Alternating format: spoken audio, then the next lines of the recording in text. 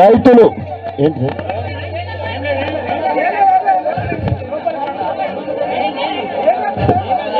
ఏంటి ఏ తొండలు మనవలు ఏం చెప్తాయి,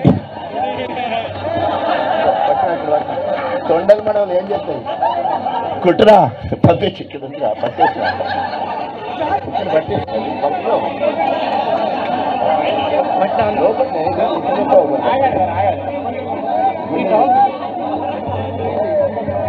లోపల పట్టుకో పట్టి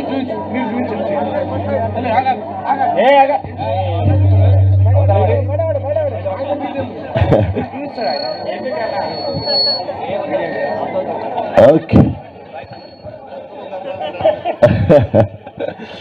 ఆ రకంగా ఈరోజు ఎన్ని అడ్డంకాలు వచ్చినా, ఎంతమంది రేవంతులు వచ్చినా కూడా ఇవాళ హరీష్ అన్న గారు సవాల్ చేసి డిసెంబర్ 9 సోనియా గాంధీ పుట్టినరోజు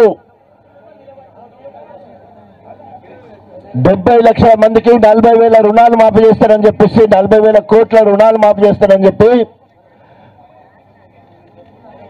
రైతు తీర్మానం చేసి మళ్ళీ మేనిఫెస్టోకి వచ్చే వరకు దాన్ని తగ్గించేసి క్యాబినెట్కి వచ్చే వరకు 31,000 కోట్లు 42 లక్షల మందికి ఇస్తాడని చెప్పి చివరిగా హరీష్ అన్న సవాళ్ళు అందుకొని 15 ఆగస్టుకు మొత్తం ఇస్తాడని చెప్పేసి మరి అందులో సగం కూడా ఇవ్వకుండా ఎక్కడ వస్తుంటే హరీష్ అన్న వస్తూ ఉంటే మా గణపురం ప్రాంతం నుండి అంటే స్టేషన్ నుంచి ఇక్కడ వస్తుంటే అందరూ చూస్తే 20,000 30,000 50,000 ఎక్కడ కూడా మాకు మాఫీ కాలేదని చెప్పి ఇచ్చే పరిస్థితి, వెరసి 40% కూడా ఎక్కడ కూడా రోడ్లు మాఫీ కాలేదు. మరి అలాంటి పరిస్థితులలో ఇంకా సిగ్గు శరం లేకుండా ఈరోజు తెలంగాణలో ఇంకా ఏ ముఖం వేస్తున్నారో ఎవరికి ఏ మంత్రి ఏం మాట్లాడుతున్నారో ఎవరికి తెలుసలేదు. స్వయంగా వ్యవసాయ శాఖ మంత్రి తుమ్మల అంటాడు ఇప్పటి వరకు 42 లక్షల మందిలో 22 లక్షల మందికి ఇచ్చినాం, ఇంక 20 లక్షల మందికి ఇవ్వలేదంటాడు. 17,000 కోట్ల రూపాయలు శాంక్షన్ చేసినామంటారు. బట్టి విక్రమార్క 7,500 కోట్ల రూపాయలు మాత్రమే ఖాతాలో పడ్డాయంటారు. అంటే ఏ ఒక్క మంత్రికి ఎవరేం మాట్లాడాలో తెలియని పరిస్థితి కనబడుతున్నారు. వాళ్ళ పోరాటము పోటీ ఎక్కడంటే ఎవరు హెలికాప్టర్లు వాడుకోవాలని చూస్తా ఉన్నారు. తుమ్మల హెలికాప్టర్ తీసుకొని పోతాడు, బట్టి హెలికాప్టర్ తీసుకొని పోతాడు, అదేవిధంగా పొంగులేటి హెలికాప్టర్ తీసుకొని పోతాడు, నేను తక్కువ వెంకటరెడ్డి హెలికాప్టర్ తీసుకొని పోతాడు, ఉత్తమ్ కుమార్ హెలికాప్టర్ తీసుకొని పోతాడు. ఆఖరికి పైసా పట్టుకొని ఒక సంక్షేమ పథకం ఇస్తలేరు కానీ పండుగలకు పబ్బాలకు వ్యక్తిగత విలాసాలకు హెలికాప్టర్లు వాడుకునే పరిస్థితి వచ్చింది.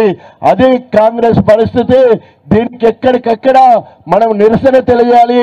అన్ని రంగాలలో ఫెయిల్ అయిపోయిళ్ళు. ఏ ఒక్క దాంట్లో కూడా ముసలమ్మలకు 2,000 కాదు 4,000 ఇస్తారన్నారు, ఇయ్యనే లేదు. అదేవిధంగా బిడ్డలకు స్కూటీ ఇస్తానన్నారు, ఆడబిడ్డలకు ఇయ్యనే లేదు. బోనస్ ఇస్తానన్నాడు, ఇయ్యనే లేదు.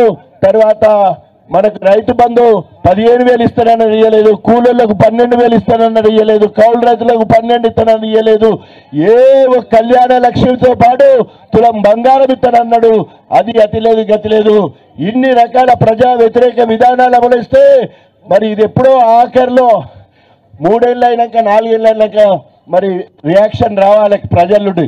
కానీ 3 నెలలు కూడా దాటకముందే, ముచ్చటగా 3 నెలలు దాటకముందే ప్రజలందరూ కూడా తిరగబడటానికి సిద్ధంగా ఉన్నారు. ఎప్పుడు ఏ ఎలక్షన్లు వచ్చినా మరి దయాన్ని ఉన్నాడు ఇక్కడ.